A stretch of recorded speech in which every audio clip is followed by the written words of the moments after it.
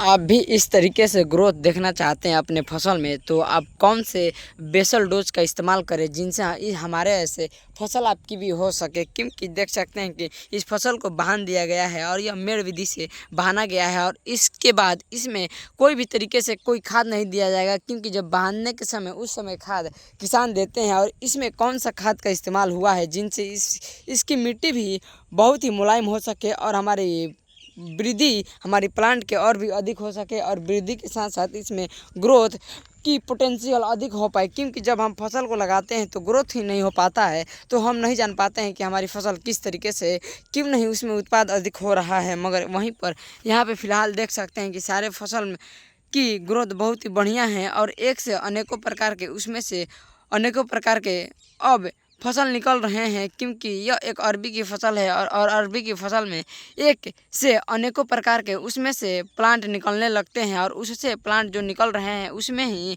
अरबी की फसल होती है, अरबी होती है, जिनसे ग्रोथ और भी अधिक होगा। और हम जानेंगे कि कौन से हम इसमें बेसल डोज का इस्तेमाल करें। तो पहले नंबर पर है आपको अपने खेत के अनुसार यूरिया का इसमें इस्तेमाल करनी चाहिए। लगभग हमारी 4 या 5 कट्ठे के प्लॉट में हमने यूरिया 10 किलो, MP 15 किलो और चांद खाद जो आपके यहाँ पर मिल सकती है तो आप दे सकते हैं, नहीं तो नहीं देंगे तो भी चलेगा। हमने चांद खाद का इस्तेमाल अपने खेतों में किया।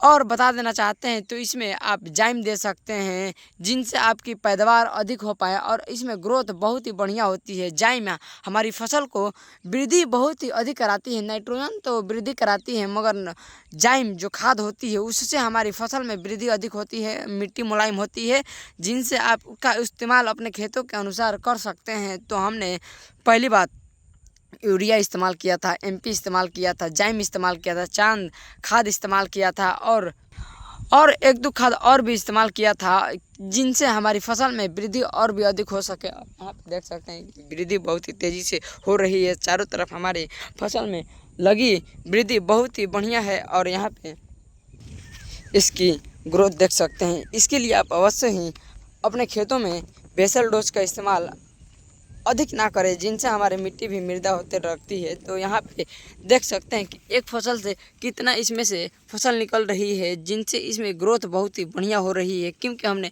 बेसल डोज का इस्तेमाल बहुत ही बढ़िया तरीके से किया था। तो आपको हम बता दिया थी कौन कौन सी बेसल डोज का इस्तेमाल अपने खेतों में हमने किया था।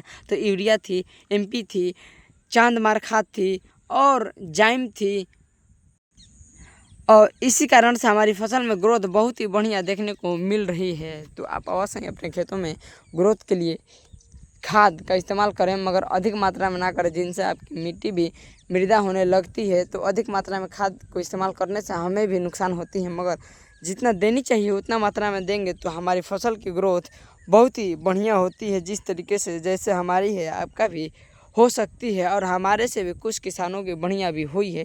तो उनसे आपको हम मिलाएंगे, रूबरू कराएंगे, जिनसे आप भी जान सकेंगे कि वो कौन सा खाद देते हैं, क्या करते हैं, कौन सा ट्रिक अपनाते हैं जिनसे उनकी फसल बहुत ही बढ़िया ग्रो कर रही है।